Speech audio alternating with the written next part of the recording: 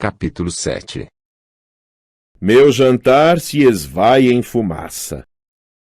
A notícia do incidente no banheiro se espalhou na mesma hora.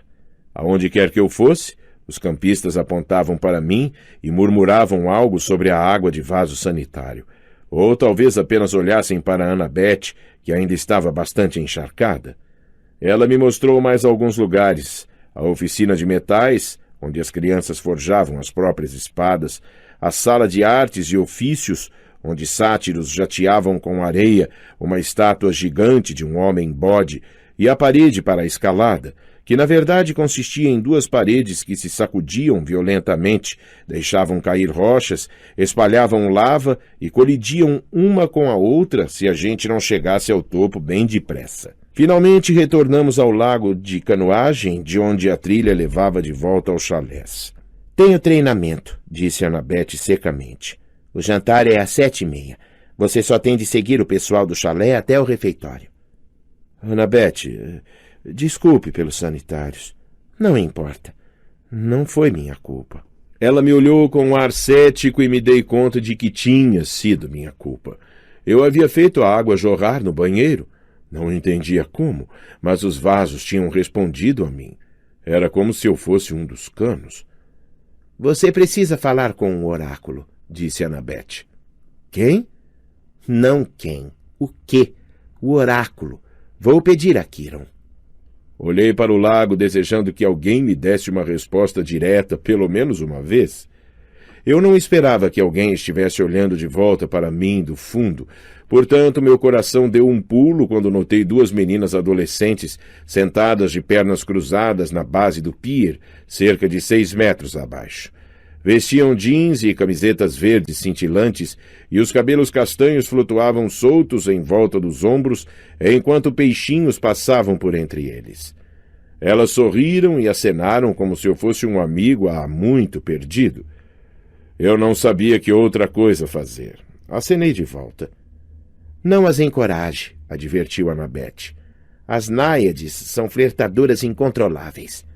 Náiades, repeti, sentindo-me completamente estupefato. Já chega. Eu quero ir para casa agora. Annabeth franziu as sobrancelhas. Você não percebe, Percy? Você está em casa. Este é o único lugar na Terra seguro para crianças como nós. Você quer dizer crianças mentalmente perturbadas? Eu quero dizer não humanas. Não totalmente humanas, de qualquer modo. Meio humanas. Meio humanas e meio o quê? Acho que você sabe. Eu não queria admitir, mas sabia sim. Sentia um formigamento nos membros, uma sensação que às vezes me tomava quando minha mãe falava sobre meu pai. Deusas, disse eu. Meio deusas. Annabeth assentiu. Seu pai não está morto, Percy. Ele é um dos olimpianos. Isso é loucura. Será? Qual é a coisa mais comum que os deuses faziam nas velhas histórias? Eles andavam por aí se apaixonando por seres humanos e tendo filhos com eles. Você pensa que eles mudaram os hábitos nos últimos poucos milênios? Mas isso são apenas... Eu quase disse mitos de novo. Então me lembrei do aviso de Kiron de que daqui a 2000 anos eu poderia ser considerado um mito. Mas se todos aqui são meio deuses... Semideuses, disse Annabeth. Esse é o termo oficial. Ou meio-sangues. Então quem é seu pai? As mãos dela se apertaram em volta da balaustrada do pier. Tive a sensação de que acabara de tocar em um assunto delicado. Meu pai é um professor em West Point, disse ela. Não vejo desde que era muito pequena. Ele ensina história americana. Ele é humano? O quê? Está pensando que tem de ser um deus homem encontrando uma mulher humana atraente e não o contrário? Sabe que isso é machismo? Então quem é sua mãe? Chalé 6. O que significa? Annabeth endireitou o corpo. Atena, deusa da sabedoria e da guerra. Certo, pensei. Por que não? E meu pai? Indeterminado, disse Annabeth, como eu lhe disse antes. Ninguém sabe. A não ser minha mãe. Ela sabia. Talvez não, Percy. Os deuses nem sempre revelam sua identidade. Meu pai teria revelado. Ele a amava. Annabeth me deu uma olhada cautelosa. Ela não queria acabar com as minhas ilusões. Talvez você esteja certo. Talvez ele vá enviar um sinal. Esse é o único modo de saber com certeza. Seu pai tem de mandar a você um sinal reclamando você como filho. Às vezes isso acontece. Quer dizer que às vezes não acontece? Annabeth correu a palma da mão pela balaustrada. Os deuses são atarefados. Eles têm uma porção de filhos e nem sempre... Bem, às vezes eles não se importam conosco, Percy. Eles nos ignoram. Pensei em algumas das crianças que tinha visto no chalé de Hermes, adolescentes que pareciam mal-humorados e deprimidos, como se estivessem esperando por um chamado que nunca viria. Conhecera crianças assim na Academia Iense, descartadas para internatos por pais ricos que não tinham tempo para lidar com elas. Mas os deuses deviam se comportar melhor. Então eu estou encalhado aqui, disse eu. É isso? Pelo resto da minha vida? Depende, disse Annabeth. Alguns campistas só ficam no verão. Se você é filho de Afrodite ou Deméter, provavelmente não é uma força realmente poderosa. Os monstros podem ignorá-lo, e então você pode se arranjar com alguns meses de treinamento de verão e viver no mundo mortal pelo resto do ano. Mas para alguns de nós, sair é perigoso demais. Temos de ficar o ano inteiro. No mundo mortal atraímos monstros. Eles percebem nossa presença. Vêm nos desafiar. Na maioria das vezes eles nos ignoram até termos idade suficiente para causar problemas. Cerca de 10 ou 11 anos. Mas depois disso, muitos dos semideuses vêm para cá ou são mortos. Alguns conseguem sobreviver no mundo exterior e se tornam famosos. Acredite, se eu lhe contasse os nomes, você os conheceria. Alguns nem sequer se dão conta de que são semideuses. Mas poucos, muito poucos são assim. Então os monstros não podem entrar aqui? Annabeth sacudiu a cabeça. Não, a não ser que sejam intencionalmente mantidos nos bosques ou convocados por alguém de dentro. Por que alguém ia querer convocar um monstro? Para a prática de lutas. Para pregar peças. Pregar peças? A questão é que as fronteiras são fechadas para manter os mortais e os monstros de fora. Do lado de fora, os mortais olham para o vale e não veem nada de inusitado. Apenas plantações de morangos. Então, você é uma campista de ano inteiro? Annabeth assentiu. De dentro da gola da camiseta, ela puxou um colar de couro com 5 contas de argila de cores diferentes. Era exatamente como o de Luke, só que o de Annabeth também tinha um grande anel de ouro enfiado, como um anel de faculdade. Estou aqui desde que tinha 7 anos, disse ela. Todo mês de agosto, no último dia da sessão de verão, a gente ganha uma conta por sobreviver mais um ano. Estou aqui há mais tempo que a maioria dos conselheiros e eles estão todos na faculdade. Por que veio tão jovem? Ela girou o anel no colar. Não é da sua conta. Fiquei ali por um minuto em um silêncio constrangedor. Então, eu poderia simplesmente sair andando daqui agora mesmo, se quisesse? Seria suicídio, mas você poderia, com a permissão do Sr. D. ou de Kiron. Mas eles não dariam permissão até o final da sessão de verão, a não ser... A não ser? Que lhe seja concedida uma missão. Mas isso dificilmente acontece. Na última vez... A voz dela foi sumindo.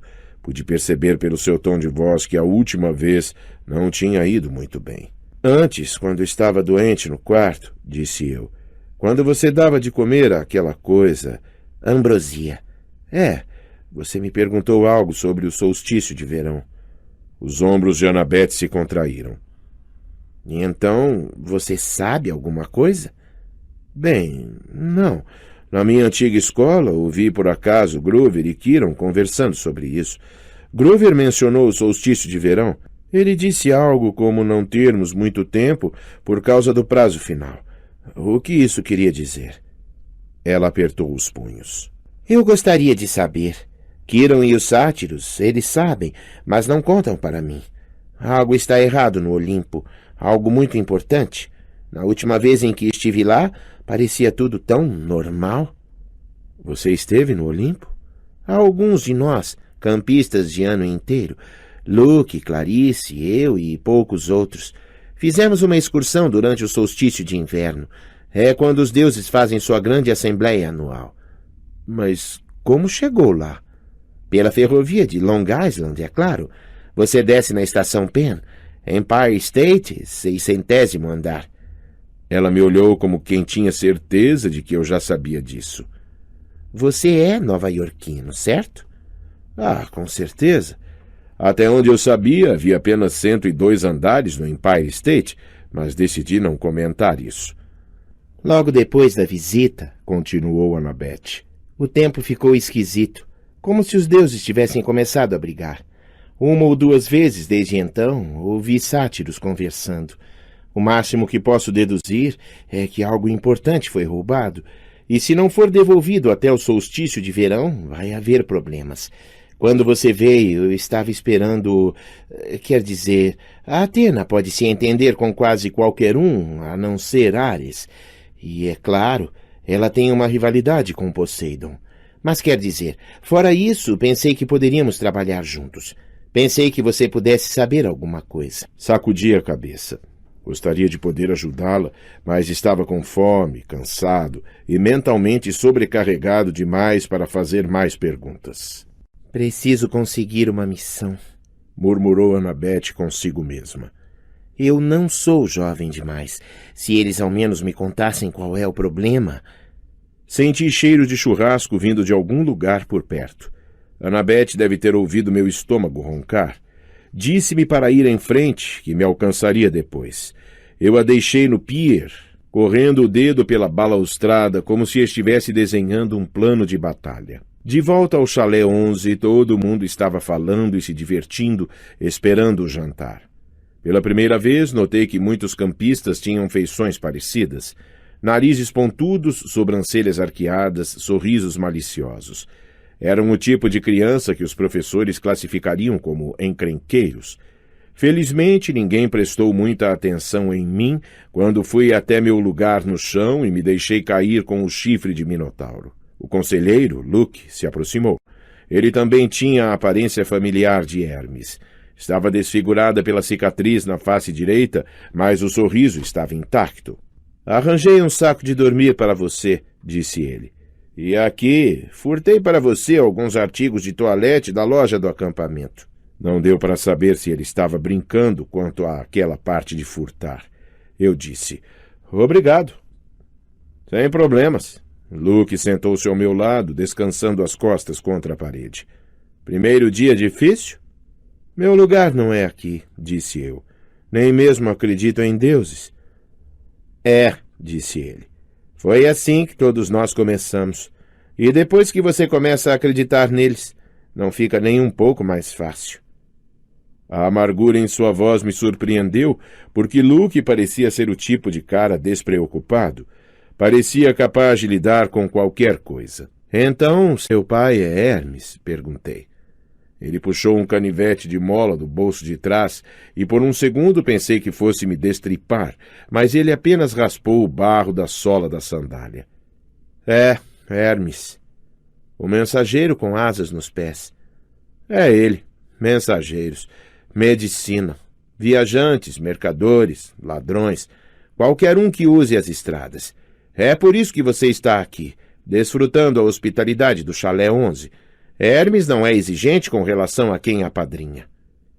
Entendi que Luke não queria me chamar de João Ninguém, apenas tinha muita coisa na cabeça.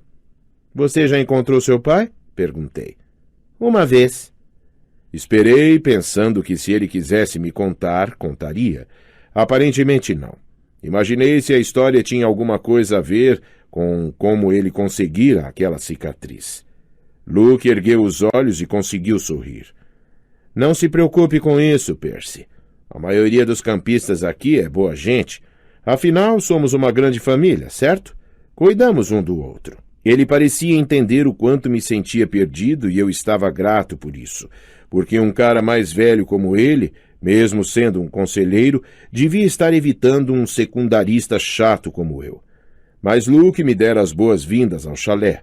até mesmo furtar alguns artigos de toalete, o que era a coisa mais simpática que alguém fizera por mim o dia inteiro. Decidi fazer a minha última grande pergunta, aquela que vinha me incomodando a tarde toda. Clarice, de Ares, debochou sobre eu ser um dos 3 grandes. Depois, Annabeth, ela falou 2 vezes que eu poderia ser o cara. Disse que devo falar com o oráculo. O que quer dizer tudo isso? Luke fechou o canivete. Odeio profecias. O que quer dizer? Seu rosto deu uma estremecida em volta da cicatriz. Digamos apenas que eu compliquei as coisas para todos os outros. Nos últimos 2 anos, desde quando me dei mal em minha viagem ao Jardim das Hespérides, Quiron não autorizou mais nenhuma missão. Annabeth está morrendo de vontade de sair para o mundo. Ela importunou tanto Quiron que ele finalmente disse que já conhecia seu destino. Receber uma profecia do oráculo. Não quis contar tudo a ela, mas disse que Annabeth ainda não estava destinada a sair numa missão. Tinha de esperar até alguém especial vir para o acampamento. Alguém especial? Não se preocupe com isso, garoto, disse Luke. Annabeth quer pensar que todo campista novo que chega aqui é o presságio que ela está esperando. Agora vamos, é hora do jantar. No momento em que ele disse isso, uma trombeta soou à distância. De algum modo eu sabia que era feita com uma concha de caramujo, apesar de nunca ter ouvido uma antes. Luke gritou. 11, reunir! O chalé inteiro, cerca de 20 de nós, formou fila no pátio. Enfileiramo-nos por ordem de antiguidade, portanto é claro que eu era o último. Vieram campistas também dos outros chalés, com exceção dos 3 vazios no fim e do chalé 8, que parecia normal durante o dia, mas agora começava a ter um brilho prateado à medida que o sol se punha. Marchamos colina acima até o pavilhão do refeitório. Sátiros vieram da campina e juntaram-se a nós. Náiades emergiram do lago de canoagem. Algumas outras meninas saíram dos bosques, e quando digo dos bosques, quero dizer dos bosques mesmo. Vi uma menina de 9 ou 10 anos fundir-se da lateral de um bordo e vir saltitando colina acima. Ao todo, havia talvez uma centena de campistas, algumas dúzias de sátiros e uma dúzia de ninfas e náiades variadas. No pavilhão, tochas ardiam em volta das colunas de mármore. Um fogo central queimava em um braseiro de bronze do tamanho de uma banheira. Cada chalé tinha sua própria mesa, coberta com uma toalha branca com detalhes em roxo. 4 mesas estavam vazias, mas a do chalé 11 era superlotada. Tive de me espremer na ponta de um banco, com metade do traseiro para fora. Vi Grover sentado à mesa 12 e um par de meninos loiros gorduchos bem parecidos com o Sr. D. Quiron ficou em pé ao lado, pois a mesa de piquenique era muito pequena para um centauro. Annabeth sentou-se à mesa 6 com um bando de crianças atléticas de aparência séria, todas com olhos cinzentos e cabelo loiro da cor do mel. Clarice sentou-se atrás de mim à mesa de Ares. Parecia recuperada do banho, pois estava rindo e arrotando ao lado das amigas. Finalmente, Quiron bateu o casco contra o piso de mármore do pavilhão e todos se calaram. Ele ergueu um copo. Aos deuses! Todos ergueram os copos. Aos deuses! Ninfas do bosque avançaram com bandejas de comida. Uvas, maçãs, morangos, queijo, pão fresco e, sim, churrasco. Meu copo estava vazio, mas Luke disse, fale com ele, qualquer coisa que queira. Não alcoólica, é claro. Sherry Coke, falei. O copo se encheu de líquido espumante cor de caramelo. Então tive uma ideia. Sherry Coke azul. O refrigerante assumiu um tom berrante de cobalto, me passando uma travuto. Tomei um gole cauteloso. Perfeito. Fiz um brinde à minha mãe. Ela não se foi, disse a mim mesmo. De qualquer modo, não para sempre. Ela está no mundo inferior, e se ele é um lugar real, então, algum dia... Vai, Percy, disse Luke, me passando uma travessa de peito defumado. Enchi meu prato e estava prestes a dar uma grande garfada, quando notei que todos se levantavam. levando os pratos para o fogo no centro do pavilhão. Imaginei se estavam indo buscar a sobremesa ou coisa assim. Venha, disse-me Luke. Quando cheguei mais perto, vi que todos estavam pegando algo do prato e jogando no fogo, o morango mais maduro, a fatia mais suculenta de carne, o pão mais quente e mais amanteigado. Luke murmurou ao meu ouvido. Oferendas queimadas para os deuses. Ele? Fala sério. O olhar dele me advertiu a não debochar daquilo, mas não pude deixar de me perguntar por que um ser imortal, todo-poderoso, gostaria do cheiro de comida queimada. Luke aproximou-se do fogo, inclinou a cabeça e atirou um cacho de uvas gordas e vermelhas. Hermes. Eu era o próximo. Eu gostaria de saber o nome de qual deus devia dizer. Acabei fazendo um pedido silencioso. Quem quer que seja, conte-me, por favor. Empurrei uma grande fatia de peito para as chamas. Quando inalei um pouco da fumaça, não engasguei. Não parecia nem um pouco cheiro de comida queimada. Cheirava a chocolate quente e brownies recém-assados, hambúrgueres grelhados e flores silvestres, e uma centena de outras coisas boas que não deviam combinar, mas combinavam. Dava até para acreditar que os deuses podiam viver daquela fumaça. Depois que todos voltaram aos lugares e terminaram de comer, Kiron bateu novamente o casco para chamar nossa atenção. O Sr. D levantou-se com um enorme suspiro. Sim, suponho que deva dizer olá a todos vocês, moleques. Bem, olá. Nosso diretor de atividades, Kiron, diz que a próxima captura da bandeira será na sexta-feira. Atualmente o Chalé 5 detém os lauréis. Um monte de aplausos disformes se ergueu da mesa de Ares. Pessoalmente, continuou o Sr. D, não me importo nem um pouco, mas congratulações. Também devo lhes dizer que temos um novo campista hoje, Peter Johnson. Kiron murmurou alguma coisa. Percy Jackson, corrigiu o Sr. D. Está certo. Viva e tudo mais. Agora vão correndo para sua fogueira boba. Andem. Todos aplaudiram. Dirigimos-nos para o anfiteatro, onde o chalé de Apolo liderou a cantoria. Cantamos canções de acampamento sobre os deuses, comemos besteiras e nos divertimos, e o engraçado foi que não senti ninguém mais olhando para mim. Era como estar em casa. Mas à noite, quando as fagulhas da fogueira se enroscavam em um céu estrelado, a trombeta de caramujo soou de novo e todos nós formamos filas para voltar aos nossos chalés. Não me dei conta de como estava exausto até desmoronar em meu saco de dormir emprestado. Meus dedos se fecharam em volta do chifre do Minotauro. Pensei em minha mãe, mas tive bons pensamentos. O sorriso dela, as histórias que lia para mim antes de dormir quando eu era pequeno, o jeito como me dizia para não deixar os percevejos morderem. Quando fechei os olhos, adormeci instantaneamente. Assim foi meu primeiro dia no acampamento meio-sangue. Queria de ter sabido antes em que tão pouco tempo passaria a gostar de meu novo lar. Capítulo 8. Nós capturamos uma bandeira. Em poucos dias me acomodei em uma rotina que parecia quase normal, se descontarmos o fato de que eu tinha aulas com sátiros, ninfas e um centauro. Todas as manhãs estudava grego antigo com Annabeth e conversávamos sobre deuses e deusas no presente, o que era um pouco estranho. Descobri que Annabeth estava certa a respeito da minha dislexia. O grego antigo não era tão difícil de ler, pelo menos não mais difícil que inglês. Depois de algumas manhãs eu já conseguia ler sem muita dor de cabeça algumas linhas de Homero, tropeçando aqui e ali. No resto do dia, eu alternava atividades ao ar livre, procurando alguma coisa em que fosse bom. Kiron tentou me ensinar arco e flecha, mas descobrimos bem depressa que eu não dava para aquilo.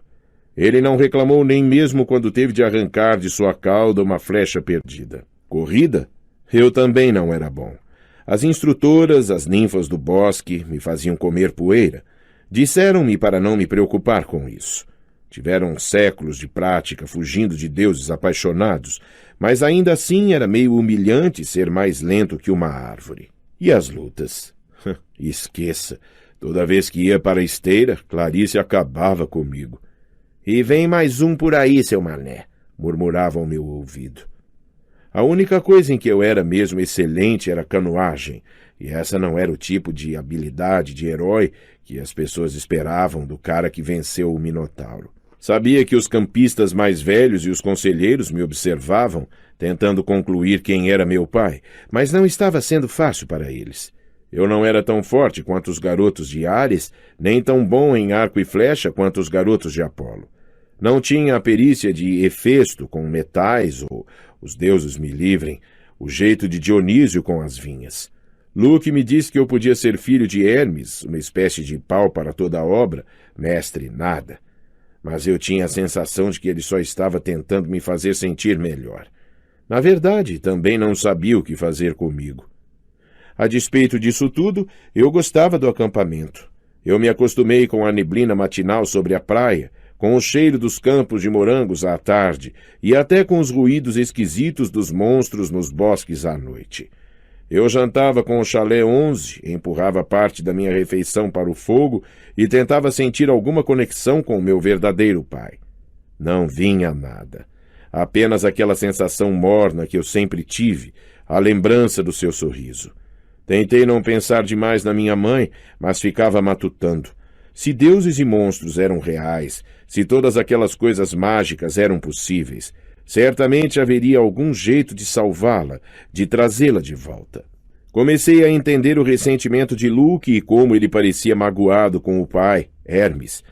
Certo, talvez os deuses tivessem tarefas importantes a fazer, mas não poderiam fazer uma visita de vez em quando, trovejar ou alguma coisa? Dionísio podia fazer Diet Coke aparecer do nada. Por que meu pai, quem quer que fosse, não podia fazer aparecer um telefone? Quinta-feira à tarde, 3 dias depois de chegar ao acampamento Meio-Sangue, tive minha primeira aula de esgrima. Todos do chalé 11 se reuniram na grande arena circular, onde Luke seria nosso instrutor. Começamos com estocadas e cutiladas básicas, usando bonecos recheados de palha com armaduras gregas. Acho que fui bem. Pelo menos entendi o que devia fazer e meus reflexos foram bons. O problema era que eu não conseguia encontrar uma lâmina que se adaptasse às minhas mãos. Eram pesadas demais, leves demais ou compridas demais.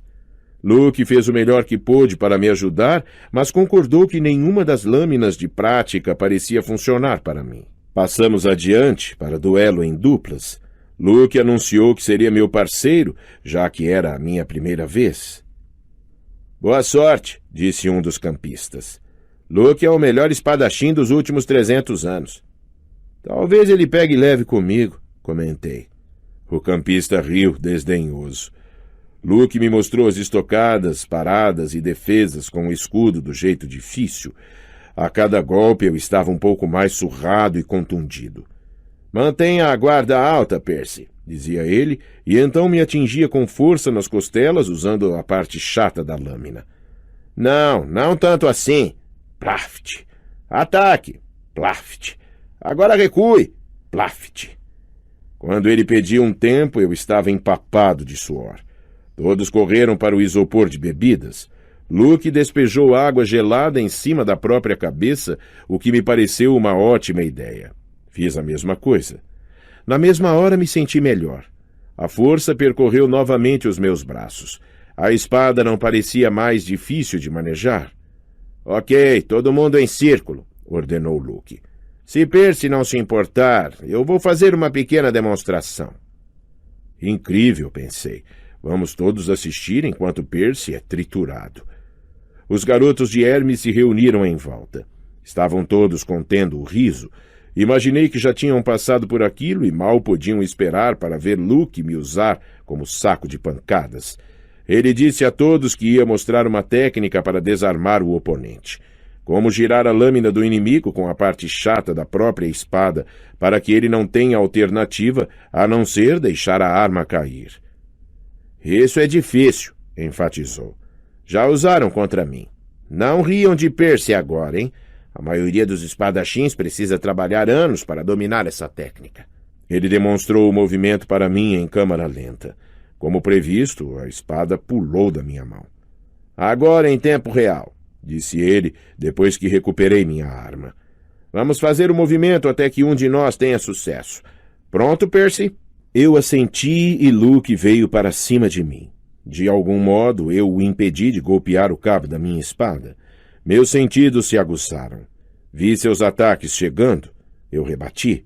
Dei um passo à frente e tentei minha própria estocada. Luke a desviou facilmente, mas notei uma mudança em seu rosto. Seus olhos se estreitaram e ele começou a me pressionar com mais força. A espada estava pesando em minha mão, mal equilibrada. Eu sabia que era apenas uma questão de segundos antes que Luke me derrubasse, então decidi que se dane. Tentei a manobra para desarmar. Minha lâmina atingiu a base da de Luke e eu a girei, pondo todo o meu peso em um golpe para baixo. Plim! A espada de Luke retiniu contra as paredes. A ponta da minha lâmina estava a 2 centímetros do seu peito desprotegido. Os outros campistas ficaram em silêncio. Baixei minha espada. Sinto muito. Por um momento, Luke ficou perplexo demais para falar. Sinto muito? Seu rosto marcado abriu-se num sorriso. Pelos deuses, Percy, você sente muito? Mostre-me aquilo de novo. Eu não queria.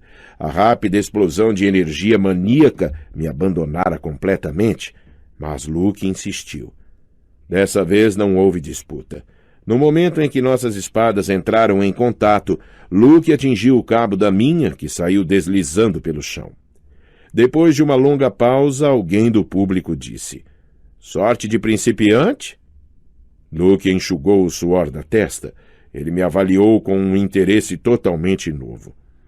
Talvez, disse, mas fico pensando o que Percy poderia fazer com uma espada equilibrada. Sexta-feira à tarde. Eu estava sentado com Groover perto do lago, descansando de uma experiência quase fatal no muro de escalada. Groover subira até o topo como um bode montanhês, mas a lava por pouco não me atingiu. Minha camisa ficou com buracos fumegantes. Os pelos dos meus antebraços ficaram chamuscados. Sentamos no pier, olhando as náiades que teciam cestos embaixo d'água, até que reuni coragem para perguntar a Groover como tinha sido a conversa com o Sr. D. Seu rosto assumiu um tom doentio de amarelo. Ótima, disse. Legal mesmo. Então sua carreira ainda está nos trilhos? Ele me lançou um olhar nervoso. Kiron contou a você que eu quero uma licença de buscador? Bem, não. Eu não tinha ideia do que era uma licença de buscador, mas aquele não parecia o momento certo para perguntar. Ele só disse que você tinha grandes planos, sabe, e que precisava de reconhecimento por completar uma tarefa. Então, você conseguiu? Groover baixou os olhos para as náiades. O Sr. D suspendeu o julgamento. Disse que ainda não fracassei nem tive sucesso com você. Portanto, nossos destinos ainda estão ligados. Se você ganhar uma missão, eu for junto para protegê-lo e nós dois voltarmos vivos, então talvez ele considere a tarefa concluída. Meu ânimo melhorou. Bem, isso não é mal, certo? Bé! Ele poderia igualmente ter me transferido para o serviço de limpeza de estábulos. A chance de você ganhar uma missão, e mesmo se ganhasse, por que haveria de querer que eu fosse junto? É claro que eu ia querer você junto. Groover continuou olhando melancolicamente para a água. Tecer cestas. Deve ser bom ter uma habilidade útil. Tentei convencê-lo de que ele tinha uma porção de talentos, mas isso só o fez parecer ainda mais infeliz. Conversamos sobre canoagem e esgrima por algum tempo e então debatemos os prós e os contras dos diferentes deuses. Por fim, perguntei-lhe sobre os 4 chalés vazios. O número 8, o prateado, pertence a Ártemis, disse ele. Ela jurou ser virgem para sempre. Portanto, é claro, sem filhos. O chalé é honorário, entende? Se ela não tivesse um, ficaria zangada. Sim, certo. Mas os outros 3, os que ficam no fim, são os 3 grandes? Groover ficou tenso. Estávamos chegando perto de um assunto delicado? Não. Um deles, o de número 2, é de Hera, disse ele. É outra coisa honorária. Ela é a deusa do casamento. Portanto, é claro que não iria sair por aí tendo casos com mortais. Isso é serviço do marido dela. Quando falamos dos três grandes, queremos dizer os três irmãos poderosos, os filhos de Cronos. Zeus, Poseidon, Hades. Certo, você sabe. Depois da grande batalha com os titãs, eles tomaram o mundo do pai e tiraram a sorte para decidir quem ficava com o quê. Zeus ficou com o céu, lembrei. Poseidon com o mar, Hades com o mundo inferior. Aham. Mas Hades não tem um chalé aqui. Não, também não tem um trono no Olimpo. Ele... bem, fica na dele lá embaixo, no mundo inferior. Se tivesse um chalé aqui... Grover estremeceu. Bem, isso não seria agradável. Vamos deixar assim. Mas Zeus e Poseidon, os dois tinham zilhões de filhos nos mitos. Por que os chalés deles estão vazios? Grover se balançou de um casco para outro, pouco à vontade. Há cerca de 60 anos, depois da Segunda Guerra Mundial, os três grandes combinaram que não iriam procriar mais nenhum herói. Os filhos deles eram poderosos demais. Estavam interferindo muito no curso dos eventos humanos, causando muitas carnificinas. A Segunda Guerra Mundial, sabe, foi basicamente uma luta entre os filhos de Zeus e Poseidon, de um lado, e os filhos de Hades, do outro. O lado vencedor, Zeus e Poseidon, obrigou Hades a fazer um juramento junto com eles. Nada de casos com mulheres mortais. Todos juraram sobre o rio Styx, um trovão. Esse é o juramento mais sério que se pode fazer, disse eu. Grover assentiu. E os irmãos mantiveram a palavra, sem filhos? O rosto de Grover se anuviou. Há 17 anos, Zeus retornou aos maus hábitos. Havia uma estrela da TV com um penteado alto e armado, estilo anos 80. Ele simplesmente não conseguiu evitar. Quando o bebê nasceu, uma menininha chamada Thalia... Bem, o rio Styx é sério no que diz respeito a promessas. Zeus se safou com facilidade porque é imortal, mas causou um destino terrível para sua filha. Mas isso não é justo. Não foi culpa da menininha. Grover hesitou. Percy, os filhos dos três grandes são mais poderosos que os outros meios-sangues. Eles têm uma aura forte, um odor que atrai monstros. Quando Hades descobriu a respeito da criança, não ficou muito feliz com o fato de Zeus ter quebrado o juramento. Hades libertou os piores monstros do Tártaro para atormentar Thalia. Um sátiro foi designado para ser guardião dela quando completou 12 anos, mas não havia nada que pudesse fazer. Ele tentou escoltá-la para cá com outros meios-sangues com quem ela fizera amizade. Eles quase conseguiram. Chegaram até o topo da colina. Ele apontou para o outro lado do vale, para o pinheiro onde eu ia enfrentar o Minotauro. As três benevolentes estavam atrás deles, com um bando de cães infernais. Estavam quase sendo alcançados quando Thalia disse a seu sátiro que levasse os outros dois meios-sangues para um lugar seguro enquanto ela tentava conter os monstros. Estava ferida e cansada, e não desejava viver como um animal caçado. O sátiro não queria deixá-la, mas não conseguiu fazê-la mudar de ideia, e tinha de proteger os outros. Assim, Thalia defendeu-se no final, sozinha, no topo daquela colina. Quando ela morreu, Zeus se apiedou dela. Transformou-a naquele pinheiro. Seu espírito ainda ajuda a proteger as fronteiras do vale. É por isso que a colina é chamada a Colina Meio-Sangue. Olhei para o pinheiro distante. A história me fez sentir oco e também culpado. Uma menina da minha idade se sacrificara para salvar os amigos. Enfrentara todo um exército de monstros. Perto disso, minha vitória sobre o Minotauro não parecia grande coisa. Perguntei a mim mesmo se agindo diferente poderia ter salvado minha mãe. Grover, os heróis realmente partiram em missões para o mundo inferior? Algumas vezes, disse ele.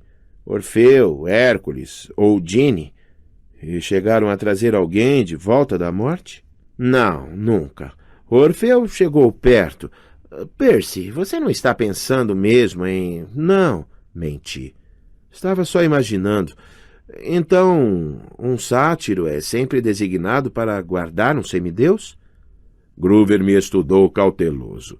Eu não tinha-o convencido de que desistira da ideia do mundo inferior. Nem sempre. Vamos disfarçados para uma porção de escolas.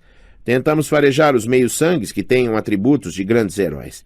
Se encontramos um com uma aura muito forte, como uma criança dos 3 grandes, alertamos Kiron. Ele tenta ficar de olho neles, já que podem causar problemas realmente enormes. E você me encontrou. Kiron disse que você achava que eu poderia ser algo especial.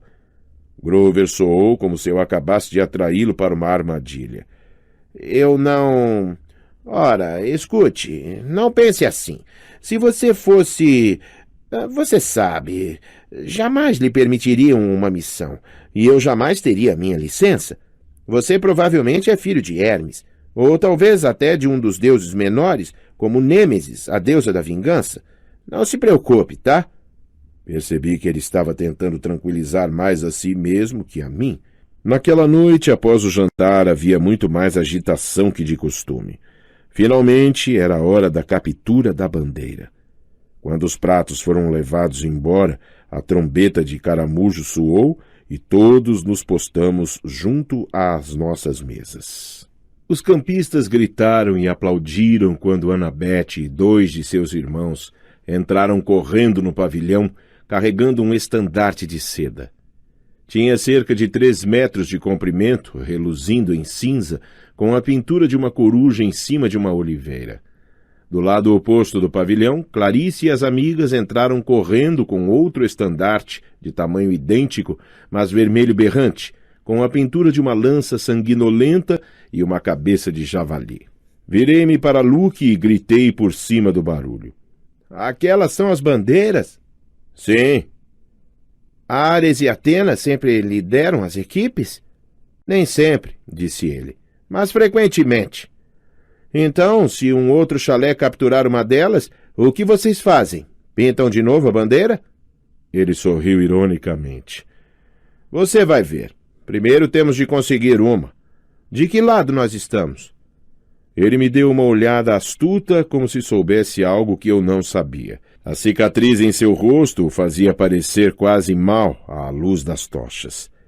Fizemos uma aliança temporária com Atena. Esta noite tiraremos a bandeira de Ares, e você vai ajudar. As equipes foram anunciadas. Atena tinha feito uma aliança com Apolo e Hermes, os 2 chalés maiores. Aparentemente haviam sido trocados privilégios, horários de chuveiro, escala de deveres, as melhores posições nas atividades, a fim de ganhar apoio. Ares tinha se aliado a todos os outros. Dionísio, Deméter, Afrodite e Hefesto.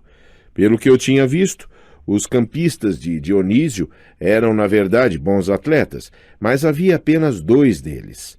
Os de Deméter tinham ligeira vantagem em habilidades na natureza e atividades ao ar livre, mas não eram muito agressivos. Com os filhos e filhas de Afrodite eu não estava muito preocupado. Eles, na maioria das vezes, esperavam sentados todas as atividades acabarem e iam conferir seus reflexos no lago, penteavam os cabelos e fofocavam. Os de Hefesto não eram bonitos, e havia apenas 4 deles, mas eram grandes e corpulentos de tanto trabalhar na oficina de metais o dia inteiro. Poderiam ser um problema. Com isso, é claro, restava o chalé de Ares. Uma dúzia dos maiores, mais feios e mais perversos garotos e garotas de Long Island ou de qualquer outro lugar no planeta. Kiron bateu o casco no mármore. Heróis, anunciou. Vocês conhecem as regras. O riacho é o limite. A floresta inteira está valendo. Todos os itens mágicos são permitidos. A bandeira deve ser ostentada de modo destacado e não deve ter mais de 2 guardas. Os prisioneiros podem ser desarmados, mas não podem ser amarrados ou amordaçados. Não é permitido matar nem aleijar. Servirei como juiz e médico do campo de batalha. Armem-se. Ele estendeu as mãos e as mesas subitamente se cobriram de equipamentos. Capacetes, espadas de bronze, lanças, escudos de couro de boi recobertos de metal. Uau! Falei. Temos mesmo que usar isso? Luke olhou para mim como se eu estivesse louco. A não ser que você queira ser espetado pelos seus amigos do Chalé 5. Aqui. Kiron achou que estes devem lhe servir. Você ficará na patrulha da fronteira. Meu escudo era do tamanho de uma tabela de basquete da NBA, com um grande caduceu no meio. Pesava cerca de 1 milhão de quilos. Eu poderia muito bem usá-lo como prancha de snowboard, mas tinha esperanças de que ninguém tivesse expectativas reais de que eu corresse com aquilo. Meu capacete, como todos os capacetes do lado de Atena, tinha um penacho de crina azul no topo. Ares e seus aliados tinham penachos vermelhos. Annabeth gritou: "Equipe azul, para a frente!" Aplaudimos e agitamos nossas espadas e a seguimos para baixo pelo caminho para os bosques do sul. A equipe vermelha gritou nos provocando enquanto seguia em direção ao norte. Consegui alcançar Annabeth sem tropeçar em meu próprio equipamento. "Ei!" Ela continuou marchando. "Então, qual é o plano?" perguntei. "Tem alguns itens mágicos para me emprestar?"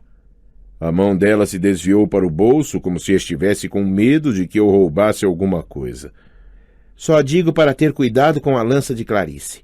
Você não vai querer que aquela coisa toque em você. Fora isso, não se preocupe. Vamos tomar a bandeira de Ares. Luke determinou sua tarefa?"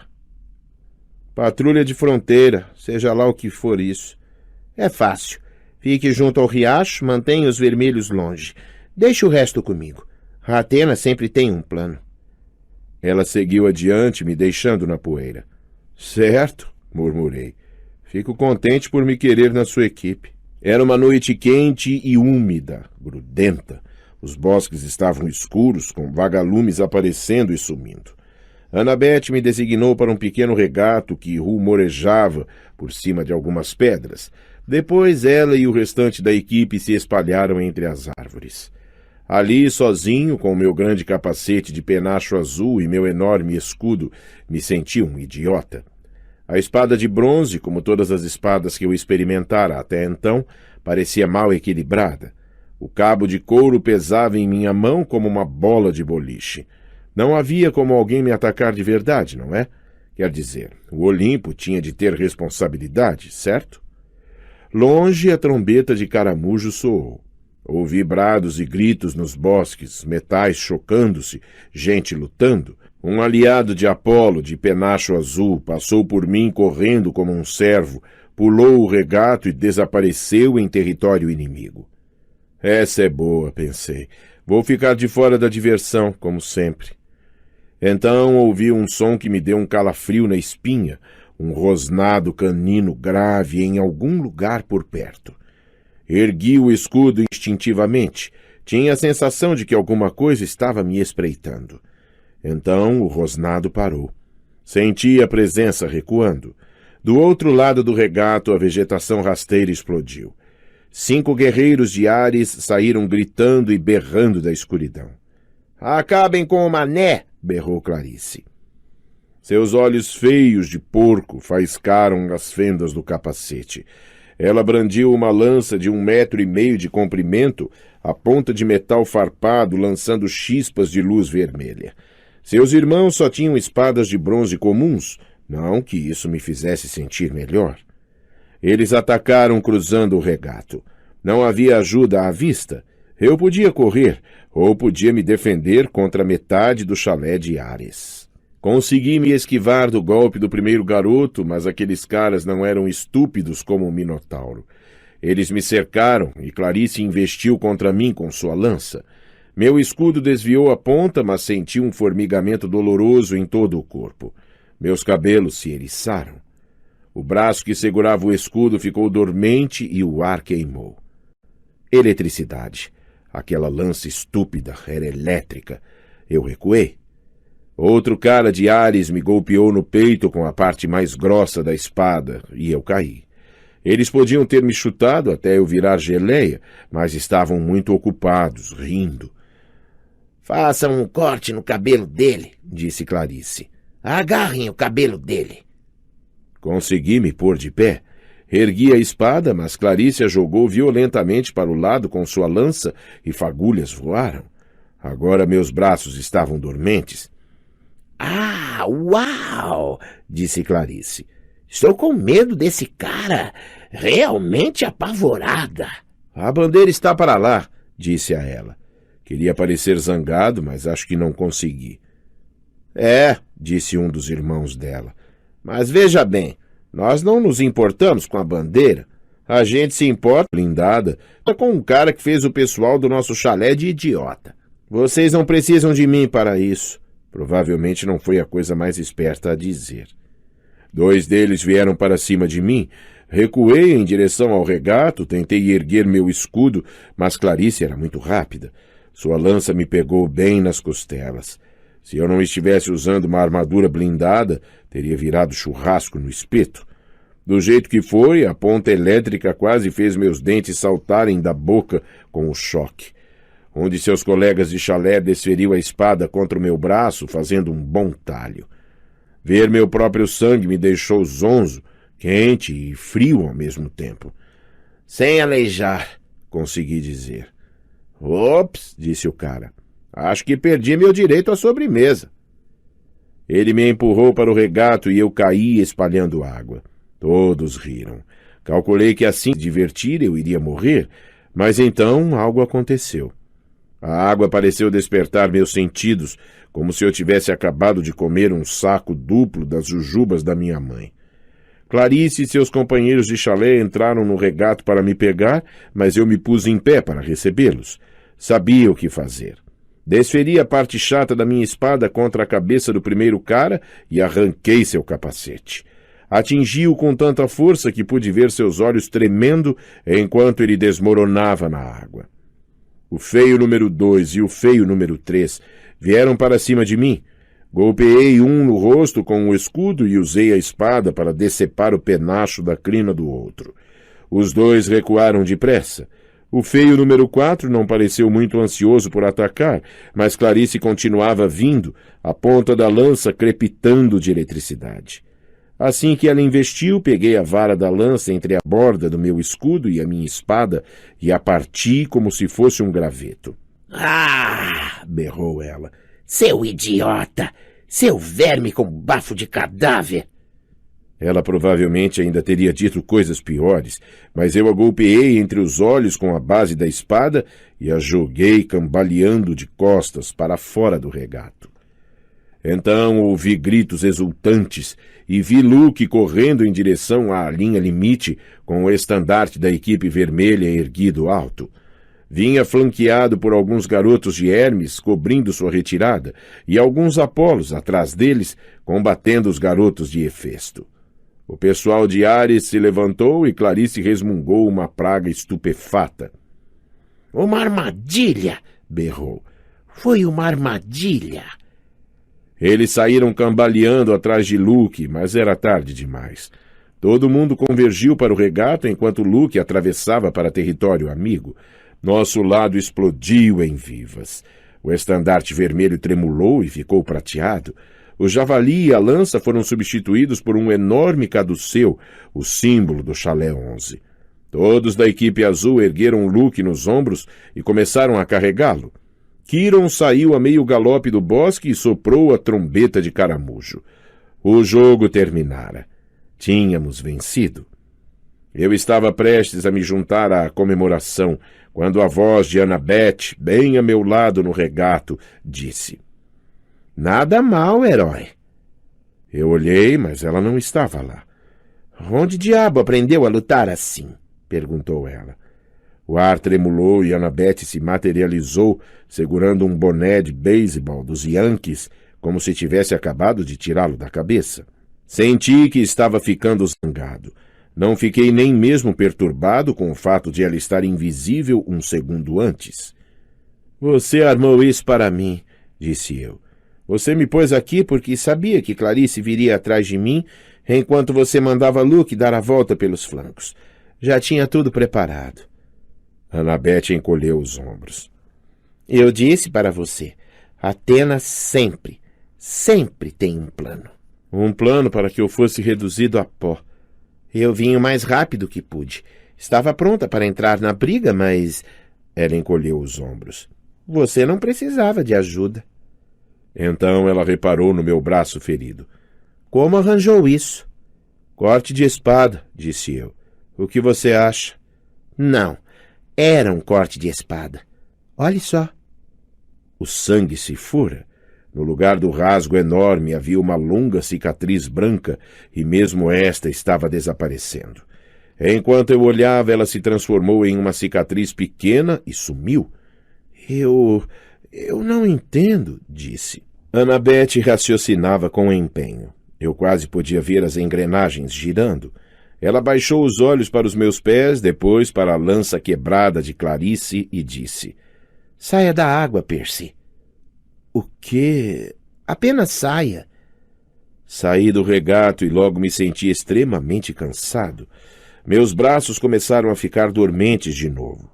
Minha descarga de adrenalina me abandonou. Quase caí, mas Annabeth me segurou. Oh, Styx, praguejou ela. Isso não é bom. Eu não queria. Eu pensei que podia ser Zeus. Antes que eu pudesse perguntar o que ela queria dizer, ouvi o rosnado canino de novo, porém muito mais perto. Um uivo cortou a floresta. A comemoração dos campistas cessou imediatamente. Quiron bradou alguma coisa em grego antigo que eu, só mais tarde me daria conta, tinha entendido perfeitamente. Preparem-se, meu arco! Annabeth sacou a espada. Sobre as pedras, logo acima de nós, havia um cão preto do tamanho de um rinoceronte, com olhos vermelhos como lava e presas que pareciam punhais.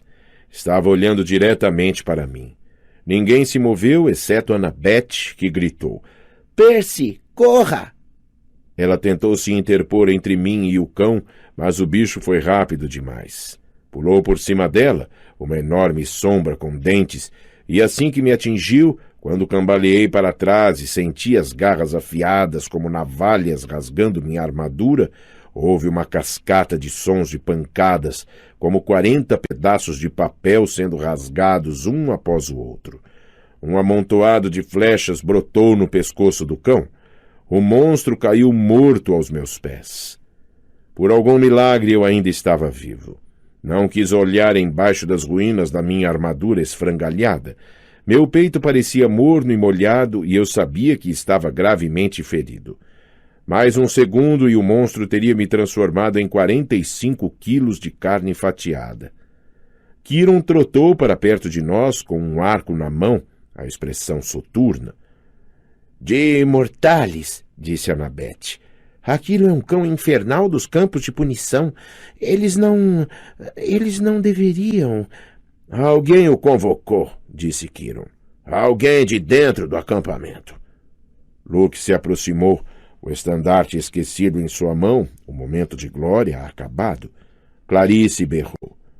É tudo culpa do Percy. Percy o convocou.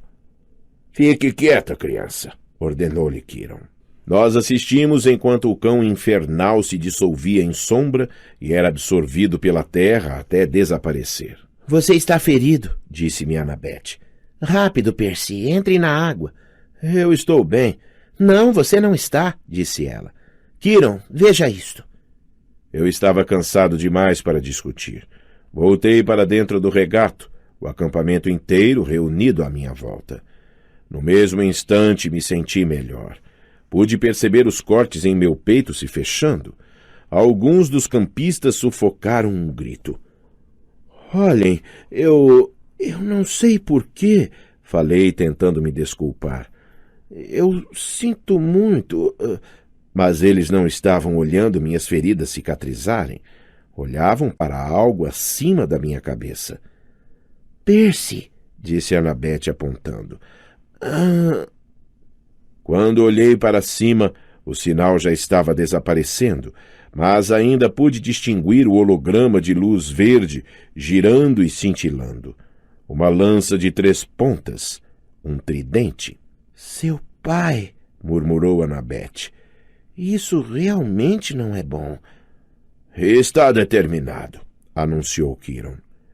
Por toda a minha volta, os campistas começaram a se ajoelhar, até mesmo o chalé de Ares, embora não parecessem muito felizes com isso. Meu pai? Perguntei, completamente perplexo. Poseidon, disse Quiron. Senhor dos terremotos, portador das tempestades, pai dos cavalos. Salve, Perseu Jackson, filho do Deus do mar. Capítulo 9. Oferecem-me uma missão. Na manhã seguinte, Kiron me mudou para o chalé 3. Não tive de compartilhá-lo com ninguém. Tinha espaço à vontade para todas as minhas coisas. O chifre do Minotauro, um conjunto de roupas de reserva e uma sacola de artigos de toalete. Ia me sentar à minha própria mesa de jantar, escolhia todas as minhas atividades, determinava o apagar das luzes sempre que tinha vontade e não ouvia a mais ninguém. E me sentia totalmente infeliz. Bem quando começava a me sentir aceito, a sentir que tinha um lar no chalé 11 e poderia ser um garoto normal, ou tão normal quanto é possível quando se é um meio-sangue, fui separado como se tivesse alguma doença rara. Ninguém mencionou o cão infernal, mas tive a sensação de que estavam todos falando sobre isso pelas minhas costas.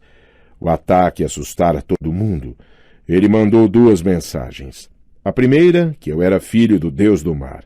A segunda, que os monstros não mediriam esforços para me matar. Podiam até invadir um acampamento que sempre foi considerado seguro. Os outros campistas mantinham distância de mim na medida do possível. O chalé 11 estava agitado demais para receber aula de esgrima junto comigo, depois do que eu fizera com o pessoal de Ares no bosque, e assim minhas aulas com Luke passaram a ser particulares. Ele me exigia mais do que nunca e não tinha medo de me machucar. Você vai precisar de todo o treinamento que puder obter, prometeu, enquanto trabalhávamos com espadas e tochas flamejantes. Agora vamos tentar de novo aquele golpe de decapitar víboras. Mais 50 repetições.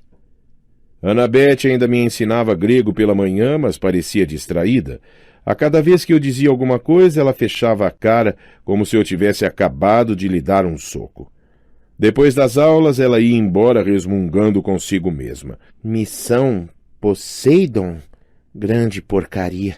Preciso de um plano. Até Clarice mantinha distância, embora os olhares venenosos deixassem claro que queria me matar por ter quebrado sua lança mágica. Queria que ela simplesmente gritasse, me desse um soco ou coisa assim. Era melhor me meter em brigas todos os dias a ser ignorado. Soube que alguém no acampamento andava ressentido comigo, porque uma noite entrei no meu chalé e achei um jornal horrível jogado porta adentro, um exemplar do New York Daily News aberto na página Metrópole. Levei quase 1 hora para ler a matéria, porque quanto mais ficava zangado, mais as palavras pareciam flutuar na página. Menino e sua mãe ainda desaparecidos depois de ao norte de Los estranho acidente de carro, por Eileen Smith. Sally Jackson e seu filho Percy ainda não foram encontrados 1 semana depois de seu misterioso desaparecimento. O carro da família, um Camaro 1978, totalmente queimado, foi descoberto no último sábado em uma estrada ao norte de Long Island, com o teto arrancado e o eixo dianteiro quebrado. O carro havia capotado e derrapado por várias centenas de metros antes de explodir. Mãe e filho tinham ido passar um fim de semana em Montauk, mas saíram às pressas sob circunstâncias misteriosas. Pequenos sinais de sangue foram encontrados no carro e perto da cena do desastre, mas não havia outros indícios dos Jackson desaparecidos. Residentes da área rural declararam não ter visto nada de inusitado por volta da hora do acidente. Uma Jackson, Gabe Ugliano, alega que o enteado, Percy Jackson, é uma criança problemática que foi expulsa de inúmeros internatos e demonstrou tendências violentas no passado. A polícia não diz se o filho Percy é suspeito do desaparecimento da mãe, porém não descarta a hipótese de crime. Abaixo estão fotografias recentes de Sally Jackson e Percy. A polícia solicita a qualquer pessoa que tenha alguma informação que ligue gratuitamente para o Disque Denúncia de Crimes a seguir. O número do telefone estava circulado com um marcador preto. Amarrotei o jornal e joguei fora. Depois me joguei em meu beliche no meio do chalé vazio. Apagar das luzes, disse para mim mesmo, arrasado. Naquela noite tive meu pior pesadelo até então. Eu corria pela praia no meio de uma tempestade. Dessa vez havia uma cidade atrás de mim. Não Nova York. O panorama era diferente. Os edifícios eram mais afastados uns dos outros. Havia palmeiras e colinas baixas à distância. 100 metros adiante, na arrebentação, 2 homens estavam brigando. Pareciam lutadores da TV, musculosos, com barbas e cabelos compridos. Ambos usavam túnicas gregas esvoaçantes, uma guarnecida de azul, a outra de verde. Atracavam-se, lutavam, chutavam e davam cabeçadas, e a cada vez que tocavam, caíam raios, o céu escurecia e ventos sopravam. Eu precisava detê-los. Não sabia por quê, mas quanto mais eu corria, mais o vento me empurrava de volta, até eu correr sem sair do lugar, os calcanhares se enterrando inutilmente na areia. Por cima do rugido da tempestade, pude ouvir o de túnica azul gritando para o de túnica verde. "Devolva! Devolva!" Era como se uma criança de jardim de infância estivesse brigando por causa de um brinquedo. As ondas ficaram maiores, arrebentando na praia e me borrifando com sal. Eu gritei, "Parem com isso! Parem de brigar!" O chão estremeceu. Risadas vieram de algum lugar embaixo da terra, e uma voz profunda e maligna me gelou o sangue. "Venha para baixo, pequeno herói!" A voz sussurrou. "Venha para baixo!" A areia se abriu embaixo de mim numa fenda que ia direto ao centro da terra. Meus pés escorregaram e as trevas me engoliram. Acordei, certo de que estava caindo. Ainda estava na cama, no chalé 3. Meu corpo me dizia que já era manhã, mas estava escuro lá fora e o trovão ribombava pelas colinas. Uma tempestade estava se formando, e isso, para deixar que ele conte, eu não havia sonhado. Ouvi um som oco à porta, o som de um casco batendo na soleira. "Entre!" Grover trotou para dentro, parecendo preocupado. "O Sr. D. quer vê-lo." "Por quê?" "Ele quer matar... quer dizer, é melhor deixar que ele conte." Eu me vesti agitado e fui, certo de que estava em uma grande encrenca. Havia dias eu estava esperando uma convocação para a Casa Grande. Agora que tinha sido declarado filho de Poseidon, um dos 3 grandes deuses que não deveriam ter filhos, imaginei que o simples fato de estar vivo já fosse um crime. Os outros deuses provavelmente haviam debatido sobre o melhor jeito de me punir por existir, e agora o Sr. D estava pronto para dar seu veredicto. Acima do estreito de Long Island, o céu parecia uma sopa de... uma autêntica fervura. Uma cortina brumosa de chuva vinha em nossa direção. Perguntei a Grover se precisávamos de um guarda-chuva. "Não", disse ele. "Aqui nunca chove, a não ser que queiramos." Apontei para a tempestade. "Então, que diabo é aquilo?" Ele olhou, preocupado, para o céu. "Vai passar em volta de nós. O mau tempo sempre faz isso." Percebi que ele estava certo. Fazia uma semana que estava ali e nunca vira o tempo fechado.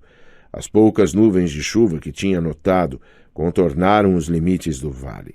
Mas aquela tempestade, aquela era imensa.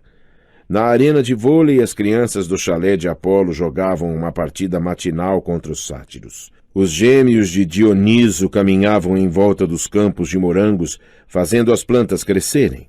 Todos estavam cuidando de suas tarefas normais, pareciam tensos. Estavam de olho na tempestade. Grover e eu caminhamos até a varanda da frente da Casa Grande. Dioniso estava sentado à mesa de Pinochle com sua Diet Coke, usando a camisa havaiana com listras de tigre, exatamente como no meu primeiro dia. Kiron estava do outro lado da mesa em sua falsa cadeira de rodas. Jogavam contra oponentes invisíveis, 2 mãos de cartas flutuavam no ar. Bem, disse o Sr. D sem erguer os olhos. "Nossa pequena celebridade." Eu aguardei. "Chegue mais perto", disse o Sr. D. "E não espere que eu me prostre diante de você, mortal. Só porque o velho Barbas de Craca é seu pai." Uma rede de raios brilhou através das nuvens. Um trovão fez tremerem as janelas da casa. "Blá, blá, blá", disse Dioniso. Kiron fingiu interesse em suas cartas de Pinochle. Grover se encolheu junto ao gradil, os cascos batendo para a frente e para trás. Se as coisas fossem do meu jeito, disse Dioniso, eu faria suas moléculas irromperem em chamas. Nós varreríamos as cinzas e estaríamos livres de um monte de problemas. Mas Kiron parece achar que isso seria contra a minha missão neste acampamento maldito. Manter vocês, moleques, a salvo do mal. Combustão espontânea é uma forma de mal, Sr. D. Interveio Kiron. Bobagem, disse Dioniso. O menino não sentiria nada. No entanto, eu concordei em me conter. Estou pensando em transformar você em um golfinho em vez disso e mandá-lo de volta para seu pai. Sr. D, advertiu Kiron. Ora, está bem, cedeu Dioniso. Há mais uma opção, mas é uma insensatez descomunal. Dioniso levantou-se e as cartas dos jogadores invisíveis caíram sobre a mesa. Estou indo ao Olimpo para uma reunião de emergência. Se o menino ainda estiver aqui quando eu voltar, vou transformá-lo em um nariz de garrafa do Atlântico. Entendeu?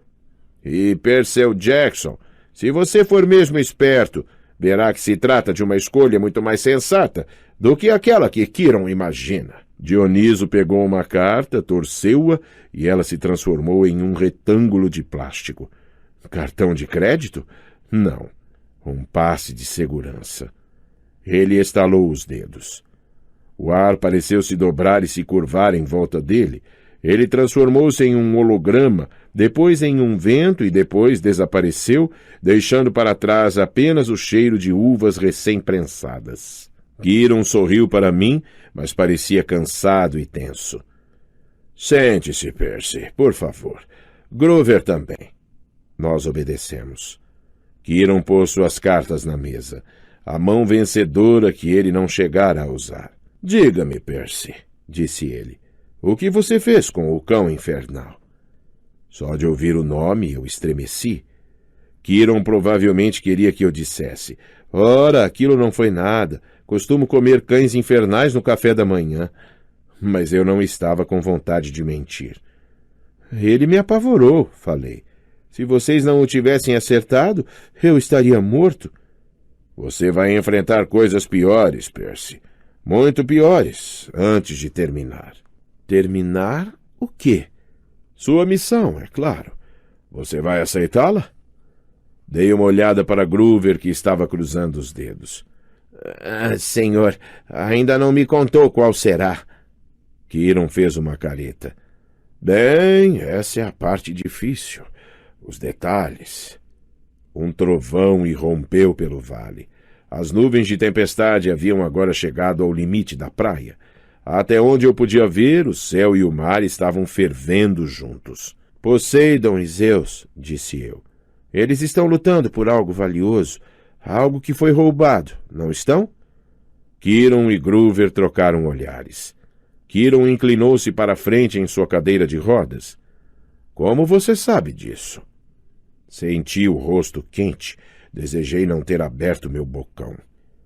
Desde o Natal o tempo está esquisito, como se o mar e o céu estivessem brigando. Então, falei com Annabeth e ela tinha ouvido alguma coisa sobre um roubo e... Também andei sonhando umas coisas. Eu sabia, disse Grover. Quieto, sátiro, ordenou Kiron. Mas essa é a missão dele? Os olhos de Grover estavam brilhantes de excitação. Tem de ser. Só o oráculo pode determinar. Kiron alisou a barba eriçada. No entanto, Percy, você está correto. Seu pai e Zeus estão tendo sua pior disputa em séculos. Estão lutando por uma coisa valiosa que foi roubada. Para ser preciso, um relâmpago. Eu ri de nervoso. O quê? Não brinque com isso, advertiu Kiron. Não estou falando de um zigue-zague recoberto de papel alumínio como você vê em peças da escola. Estou falando de um cilindro de bronze celestial de alto grau, com 60 centímetros de comprimento, arrematado em ambos os lados com explosivos de nível deífico. Ah, o raio mestre de Zeus, disse Kiron, agora ficando emocionado. O símbolo de seu poder. conforme o qual todos os outros raios são moldados. A primeira arma feita pelos Cíclopes para a guerra contra os titãs, que decepou o cume do Monte Etna e arremessou Cronos para fora do seu trono. O raio mestre, que acumula potência suficiente para fazer as bombas de hidrogênio dos mortais parecerem fogos de artifício. E ele desapareceu? Roubaram, disse Quirón. Quem roubaram? Quem roubou, corrigiu Quirón. Uma vez professor, sempre professor. Você! Meu queixo caiu. Pelo menos, Quirón ergueu uma das mãos, é isso que Zeus pensa. Durante o solstício de inverno, na última Assembleia dos Deuses, Zeus e Poseidon tiveram uma discussão. As tolices de sempre. A mãe Réia sempre gostou mais de você. Os desastres aéreos são mais espetaculares que os desastres marítimos, etc, etc.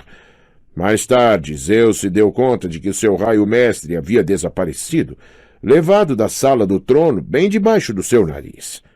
No mesmo instante, culpou Poseidon.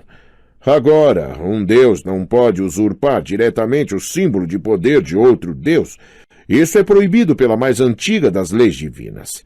Mas Zeus acredita que seu pai convenceu um herói humano a pegá-lo. Ruim? Adivinhei. Imagine o mundo em caos.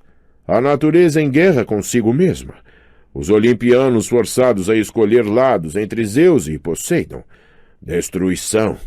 Carnificina. Milhões de mortos. A civilização ocidental transformada em um campo de batalha tão grande que fará a guerra de Troia parecer uma luta de balões d'água. Ruim, repeti. E você, Percy Jackson, será o primeiro a sentir a ira de Zeus. Começou a chover. Os jogadores de vôlei interromperam o jogo e olhavam em silêncio, perplexo, para o céu. Eu havia trazido a tempestade para a colina meio-sangue. Zeus estava punindo o acampamento inteiro por minha causa. Eu estava furioso. Então eu tenho de encontrar aquele raio estúpido, disse, e devolvê-lo a Zeus. Que melhor oferenda de paz, disse Quirón, do que fazer o filho de Poseidon devolver o que é de Zeus. Se não está com Poseidon, onde está essa coisa? Eu creio que sei. A expressão de Quirón era soturna. Parte da profecia que recebi anos atrás. Bem, algumas frases fazem sentido para mim agora. Mas antes que eu possa dizer mais, você precisa aceitar oficialmente a missão. Você precisa procurar o conselho do oráculo. Por que você não pode dizer de antemão onde está o raio? Porque se eu fizer isso, você ficará assustado demais para aceitar o desafio. Eu engoli em seco. É boa razão. Então, você concorda? Olhei para Groover, que assentiu encorajadoramente. Fácil para ele. Era a mim que Zeus queria matar. Está bem, disse eu. É melhor do que ser transformado em um golfinho. Então é hora de você consultar o oráculo, disse Quirón. Vá para cima, Percy Jackson. Para o sótão. Quando descer de novo, presumindo que ainda esteja lúcido, conversaremos mais. 4 lances acima, a escada terminava embaixo de um alçapão verde. Puxei o cordão. A porta se abriu e uma escada de madeira caiu ruidosamente no lugar. O ar morno que vinha de cima cheirava a mofo, madeira podre e mais alguma coisa. Um cheiro que me lembrou a aula de biologia. Répteis. O cheiro de serpentes. Prendi a respiração e subi. O sótão estava atulhado de sucata de heróis gregos, suportes de armaduras cobertos de teias de aranha, escudos outrora brilhantes cheios de adesivos dizendo Ítaca, ilha de Circe e terra das Amazonas. Sobre uma mesa comprida estavam amontoados potes de vidro cheios de coisas em conserva, garras peludas decepadas, enormes olhos amarelos e diversas outras partes de monstros. Um troféu empoeirado na parede parecia ser uma cabeça de serpente gigante, mas com chifres e uma arcada completa de dentes de tubarão. Uma placa dizia, cabeça número 1 da Hydra, Woodstock, Nova York, 1969. Junto à janela, sentado em uma banqueta de madeira com 3 pernas, estava o souvenir mais pavoroso de todos. Uma múmia. Não do tipo enfaixada em panos, mas um corpo humano feminino, ressecado até ficar só a casca. Usava um vestido de verão estampado em batik, com uma porção de colares de contas e uma bandana por cima de longos cabelos pretos. A pele do rosto era fina e parecia couro por cima do crânio, e os olhos eram fendas brancas vítreas, como se os olhos de verdade tivessem sido substituídos por bolas de gude. Devia estar morta fazia muito, muito tempo. Olhar para ela me deu arrepios nas costas, e isso foi antes de ela se endireitar na banqueta e abrir a boca. Uma névoa verde jorrou da garganta da múmia, serpenteando pelo chão em anéis grossos, sibilando como 20.000 cobras. Tropecei em mim mesmo tentando chegar até o alçapão, mas ele se fechou com uma batida. Dentro da minha cabeça ouvi uma voz deslizando por um ouvido e se enroscando por meu cérebro. Eu sou o espírito de Delfos, porta-voz das profecias de Febo Apolo, assassino da poderosa Piton. Aproxime-se, você que busca, e pergunte. Eu quis dizer, não, obrigado, porta errada, só estava procurando o banheiro, mas me forcei a respirar fundo. A múmia não estava viva, era algum tipo de receptáculo horripilante para uma outra coisa, o poder que girava em espiral à minha volta na névoa verde. Mas sua presença não parecia maligna, como a da professora demoníaca de matemática, a senhora Dodds, ou a do Minotauro. Era mais como as 3 parcas que eu tinha visto tricotando o fio de lã ao lado da banca de frutas da rodovia. Antiga, poderosa e, sem dúvida, não humana, e também não parecia especialmente interessada em me matar. Reuni coragem para perguntar. Qual é o meu destino?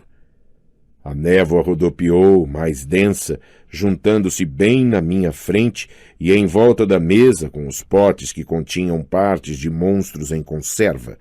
De repente havia 4 homens sentados à volta da mesa jogando cartas. Os rostos ficaram mais nítidos. Era Gabe cheiroso e seus cupinchas.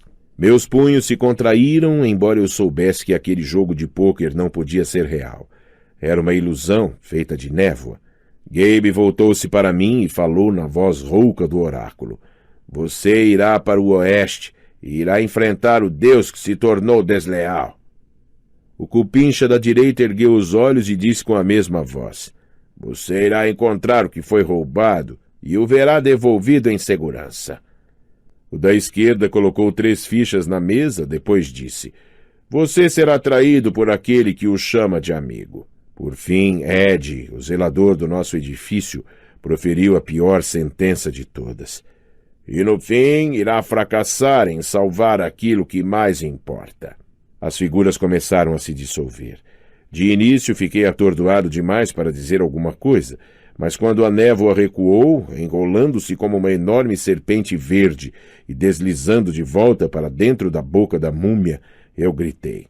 Espere! O que quer dizer? Que amigo?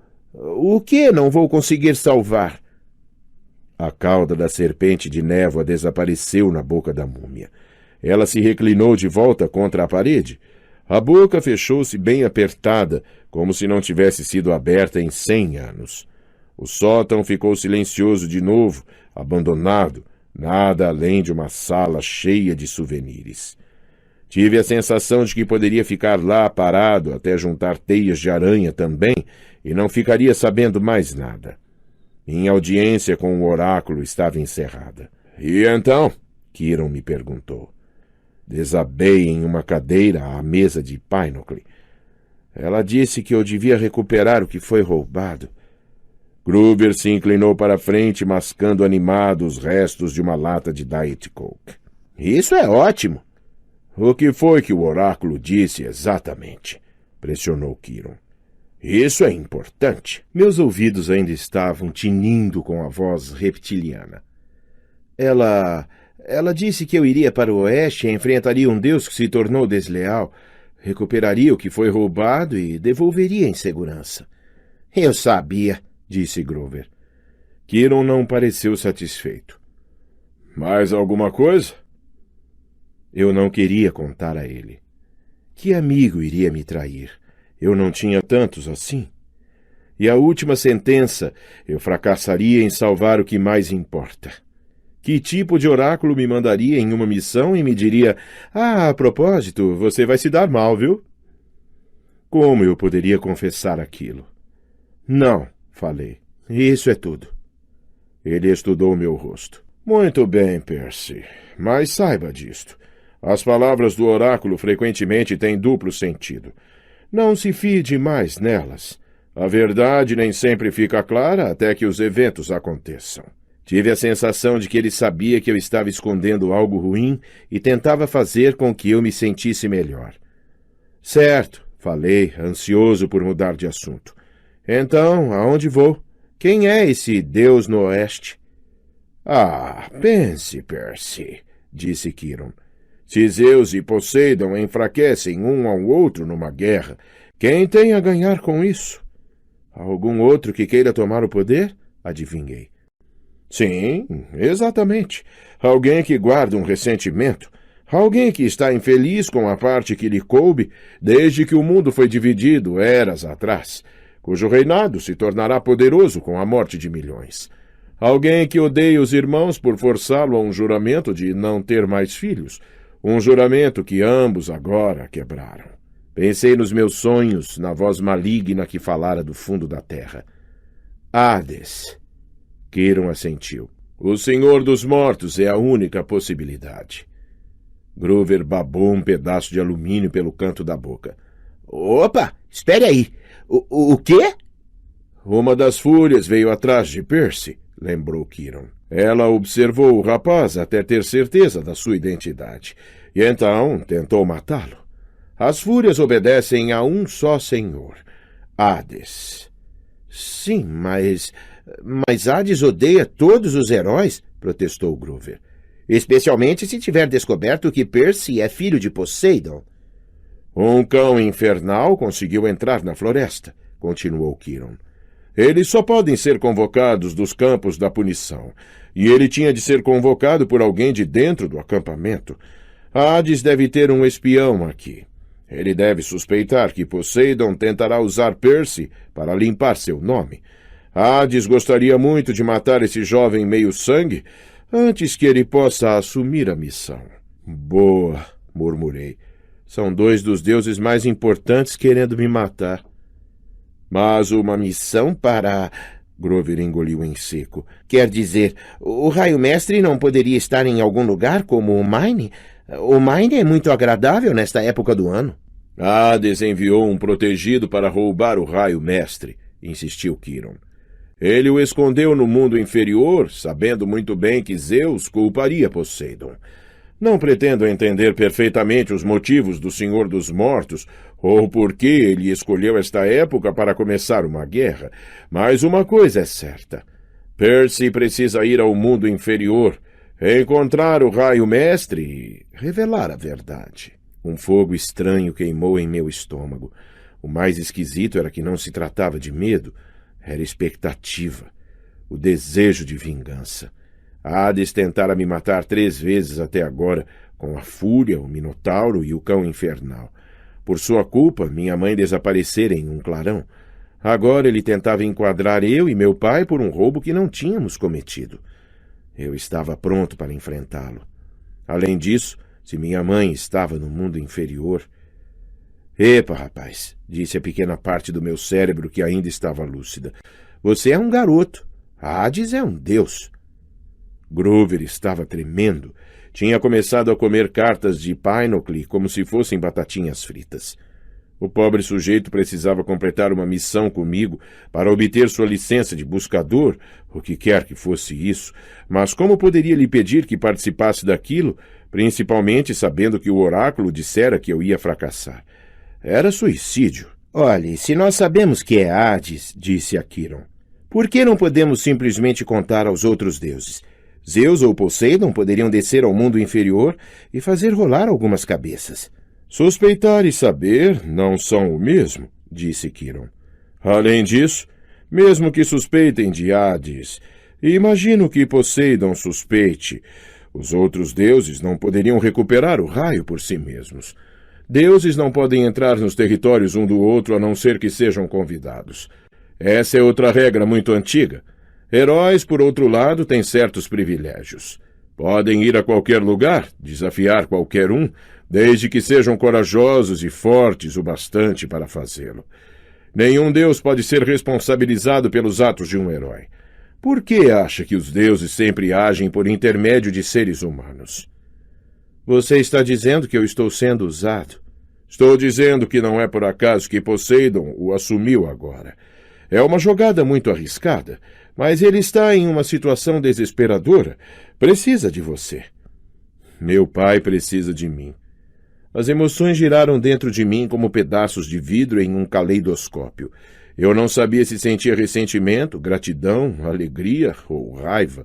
Poseidon me ignorara por 12 anos. Agora, de repente, precisava de mim. Olhei para Quiron. Você sabia o tempo todo que eu era filho de Poseidon, não é? Tinha minhas suspeitas. Como eu disse, também falei com o oráculo. Tive a sensação de que havia muita coisa que ele não estava me contando sobre sua profecia, mas percebi que não poderia me preocupar com aquilo naquela hora. Afinal, eu também estava sonegando informações.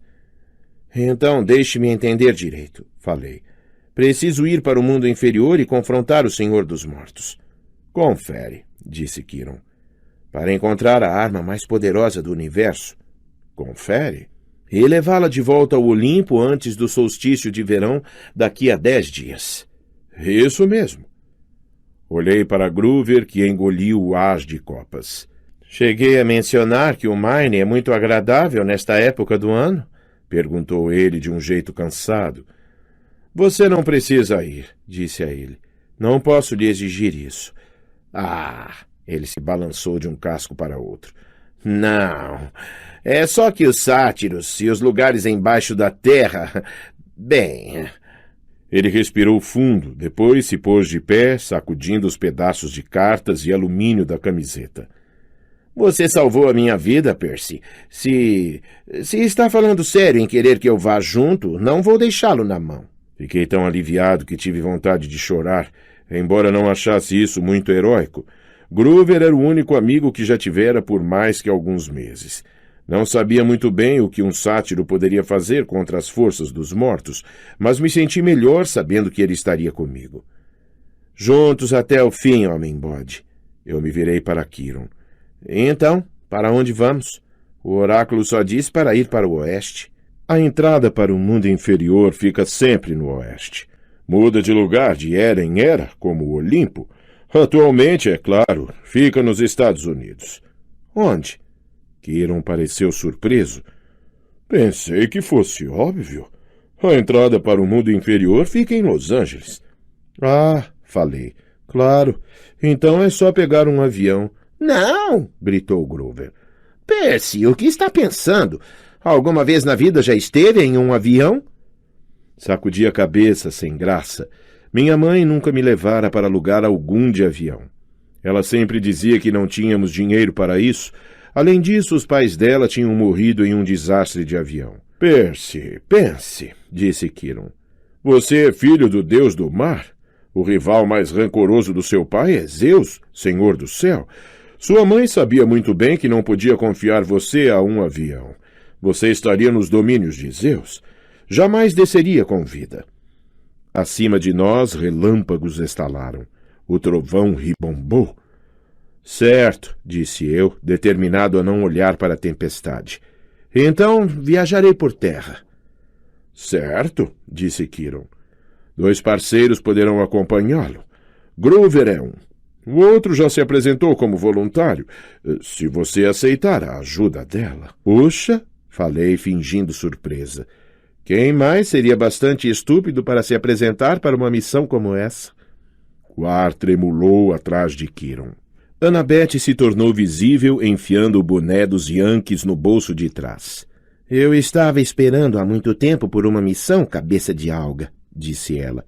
Atena não é fã de Poseidon, mas se você vai salvar o mundo, sou a melhor pessoa para impedir que estrague tudo.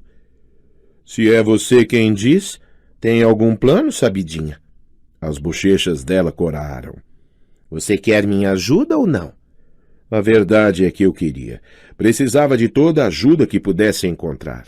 Um trio, disse eu. Isso vai dar certo. Excelente, disse Chiron. Esta tarde podemos levar vocês, no máximo, até o terminal de ônibus em Manhattan.